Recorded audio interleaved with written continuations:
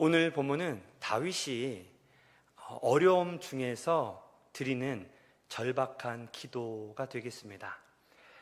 먼저 16절부터 19절에 보니까 그는 아직 이 문제가 해결이 되지 않은 상태에서 하나님이 자신의 기도를 듣고 계신다, 이렇게 고백하고 있는데요. 본문 17절입니다. 저녁과 아침과 정오에 내가 근심하여 탄식하리니 여호와께서 내 소리를 들으시리로다. 다윗은 저녁부터 아침, 정오까지 본인이 하나님께 약속한 기도 시간을 지키겠다고 말했는데요. 자신을 대적하는 자들이 여기저기서 일어나고 있는 이런 급박한 상황 속에서 기도할 시간을 낸다. 이것은 사실상 본능을 거스르는 일이 아니겠습니까? 대개 사람이라면 문제가 생겼을 때 문제를 해결하고자 인간적인 방법을 찾기 마련이거든요. 그런데 다윗은 가장 먼저 기도부터 찾고 있습니다. 자, 대체 어떻게 이런 일이 가능한 것일까? 오늘 이 밤에는 다윗의 기도의 비밀을 한번 살펴봄으로써 우리도 다윗처럼 하나님께 간절히 부르짖어 기도할 수 있으면 참 좋겠다 라는 생각으로 말씀을 준비했는데요. 여러분도 잘 들어보시고 함께 다윗과 같은 기도에 동참하시기를 주님의 이름으로 부탁드립니다. 첫째, 다윗에게 닥친 문제가 인간의 능력으로는 결코 해결할 수 없는 것이기 때문이었습니다. 사실 다윗은 문제 앞에서 가만히 앉아있는 사람은 아니죠. 무슨 말이냐? 그는 전쟁터의 장수고 한 나라의 왕이기 때문에 무슨 일이 생겼을 때 누구를 움직이고 또 얼만큼의 돈을 들여서 어떤 군사 전략을 짜야지 좋은지 누구보다도 잘 아는 베테랑이었습니다. 그러한 그가 기도를 한다는 겁니다.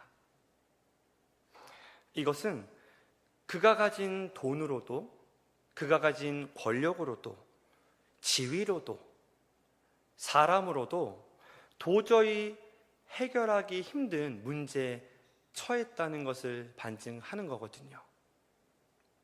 고로 다윗은 오늘 본문처럼 저녁과 아침과 정오에 골방에 들어가서 탄식하며 기도합니다. 인간의 힘으로 어찌할 수 없는 문제라면 이제 그것이 하나님의 영역임을 선포하고 하나님께 기도함으로 넘겨드리는 겁니다. 덩케르크의 기적이라고 여러분 들어보셨습니까? 실제로 있었던 일이고 또 2017년도에 영화로도 제작이 되었던 유명한 사건인데요.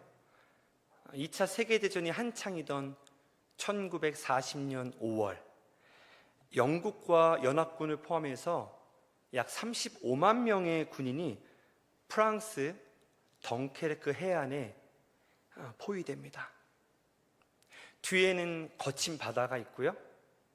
앞에는 히틀러의 탱크 부대와 전투기들이 들이닥쳐서 전멸하기 일보 직전이었습니다.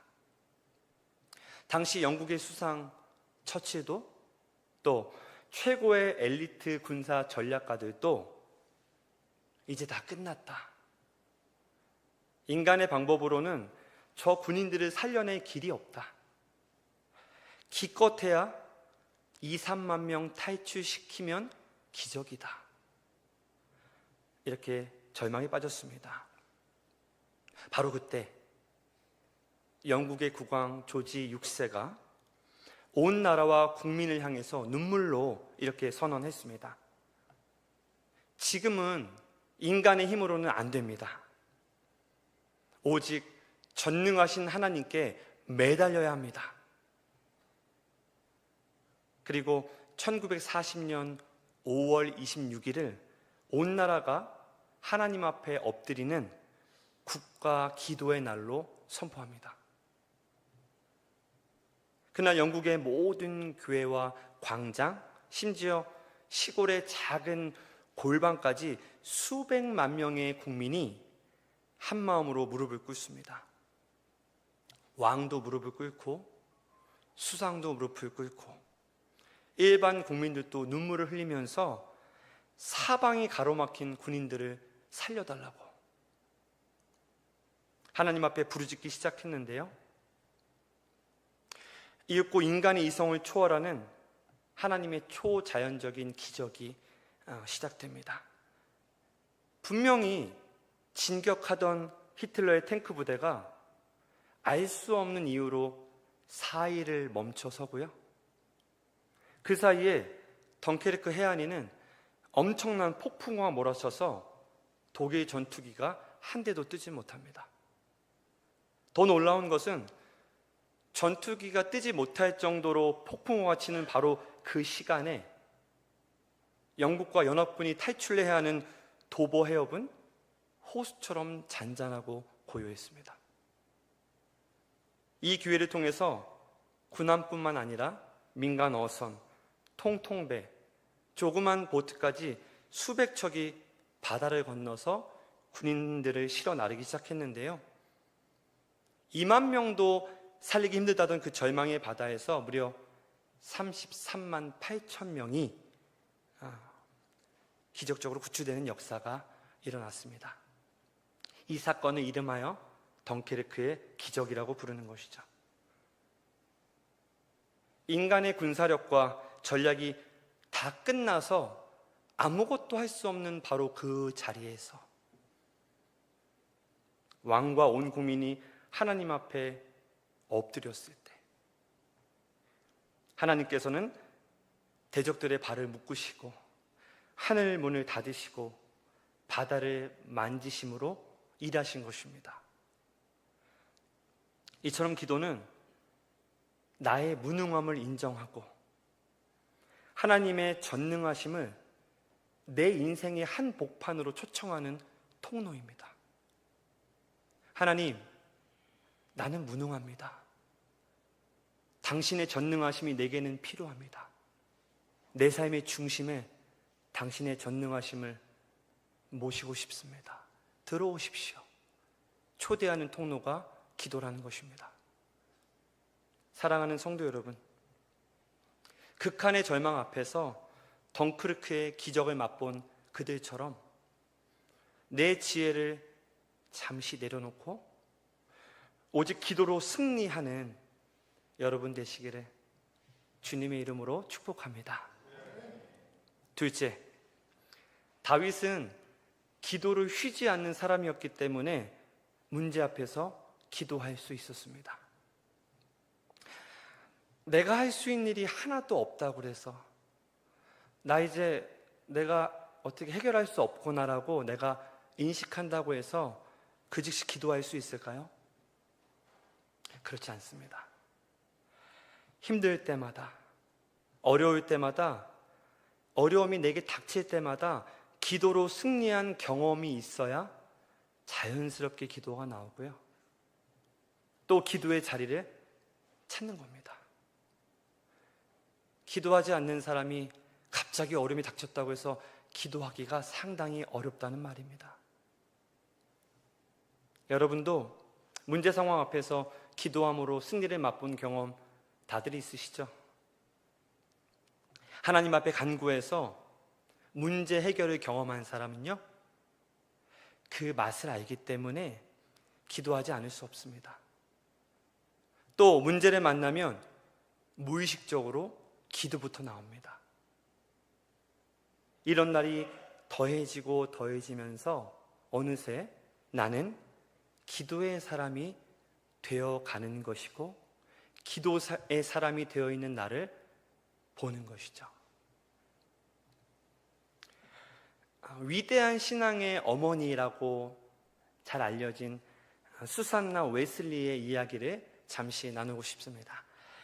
그녀는 무려 19명의 자녀를 낳았고 그 중에 살아남은 10명의 자녀를 키웠습니다. 10명의 자녀니까 참 그 집이 어땠겠습니까? 매일같이 집안은 아이들의 울음소리와 싸우는 소리, 빨래와 집안일로 조용할 날이 없는 그런 전쟁터와 같았습니다. 그런 상황에서 따로 조용히 골방에 들어가 기도할 시간을 1시간, 아니 10분이라도 확보한다는 것은 물리적으로 불가능에 가까운 일이죠.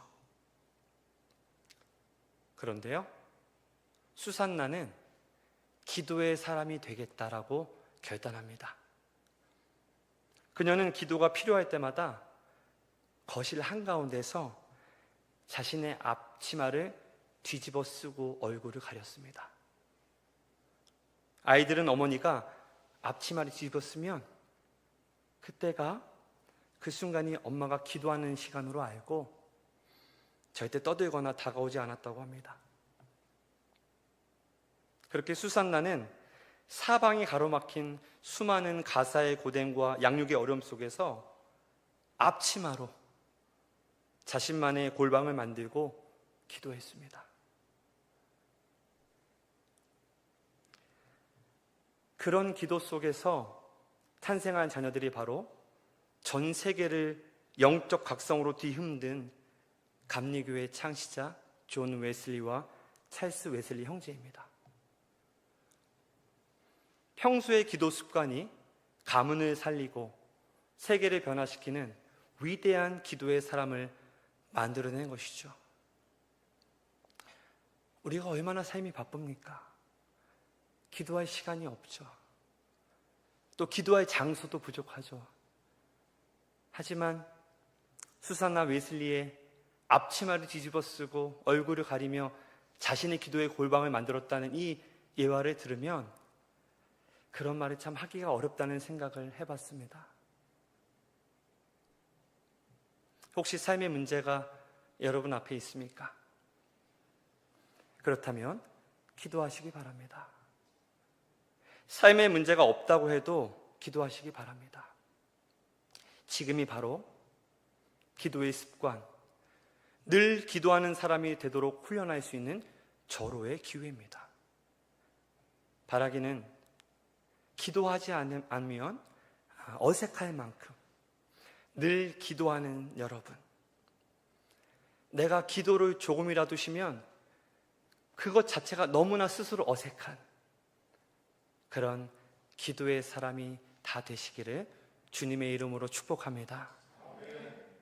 그런가 하면 오늘 본문에서 다윗은 하나님을 두려워하지 않고 온갖 거짓과 배신을 일삼는 대적자들의 모습을 고발하고 있는데요. 그들은 앞에서는 우유 기름보다 미끄럽고 부드러운 청산 유수의 말로 다윗을 위하는 척하지만 속으로는 시퍼런 칼과 전쟁을 품은 이율배반적인 그런 믿을 수 없는 자들이었습니다. 이 사기꾼 같은 자들, 이 배신자들 때문에 다윗의 마음이 얼마나 상하고 고통스러웠겠습니까? 세상 같았으면 복수심에 밤잠을 설쳤을 겁니다. 그러나 다윗은 그 악한 자들을 심판하시는 분이 하나님이심을 확신했습니다. 본문 23절에서 다윗은 선포하죠. 하나님이여 주께서 그들로 파멸의 웅덩이에 빠지게 하시리이다. 나는 주를 의지하리이다. 악인들이 아무리 꾀를 부려도 결국 자기 꾀에 빠져 파멸할 거니까 그저 나는 주님만 의지하겠다라는 결단입니다. 그러면서 인생의 모든 풍랑을 통과한 다윗이 오늘 이 밤에 우리에게 가장 핵심이 되는 위대한 지혜를 가르쳐 주는데요. 본문 22절입니다. 내 짐을 여호와께 맡기라. 그가 너를 붙드시고 의인의 요동함을 영원히 허락하지 아니하시리로다. 다윗은 우리가 지고 있는 인생의 짐, 걱정, 근심, 불안, 두려움의 짐, 자녀, 부모, 일터의 짐, 그리고 하나님 나라를 위한 짐까지 다 하나님께 맡기라고 하고 있습니다. 어떻게 맡기라고 하고 있나요? 어떻게 맡기는 겁니까? 네, 기도로 맡기는 겁니다. 본문 22절에 내 짐을 여호와께 맡기라 해서 맡긴다는 것은 주님께 드리고 다시 찾아오지 않는다는 것입니다. 성도님들, 북한산에 한 번 정도 올라가 보셨죠? 예컨대 그 북한산 정상에서 우리가 큰 바위 하나를 아래로 밀어낸 겁니다. 어떻게 할 수 없는 일이지만 그렇게 했다고 쳐도 그 바위를 밑에서 다시 치고 올라올 수 있습니까? 안 되죠? 또 배를 타고 바다 한복판에 나갔다고 한번 상상해 보세요. 그 배 안에 묵직한 무거운 짐 하나를 바다에 빠뜨린 겁니다. 짐이 꼴꼴꼴꼴 바다 밑으로 내려갔습니다. 그리고 가던 길 갔어요. 그런데 그 짐이 생각나서 다시 돌아와서 아까 빠뜨렸던 그 짐을 다시 찾을 수 있습니까? 안 되죠? 이것이 바로 맡긴다는 뜻입니다. 하나님께 던져드리고 다시는 찾아오지 않는 것, 이를 맡긴다고 말하는 겁니다. 그런데 짐을 하나님께 맡기고 다시 찾아오지 않는 것을 우리가 어떤 행위로 할 수 있느냐? 바로 기도로 한다는 겁니다. 다윗도 하나님께 부르짖어서 기도한 다음에, 다시 말해 자신의 짐을 맡겨드리고 버린 뒤에 근심하지 않고 주님을 찬양하는데요, 우리도 똑같습니다. 하나님, 내 짐과 내 문제 받으시고 해결해 주세요 라고 할 수 있는 것이죠. 그리고 무엇보다 중요한 것, 다시는 그 문제를 가지고 안고 힘들어하지 않는 것, 하나님을 믿는 것, 이게 바로 의인들이 짐을 여호와께 맡기는 방법입니다.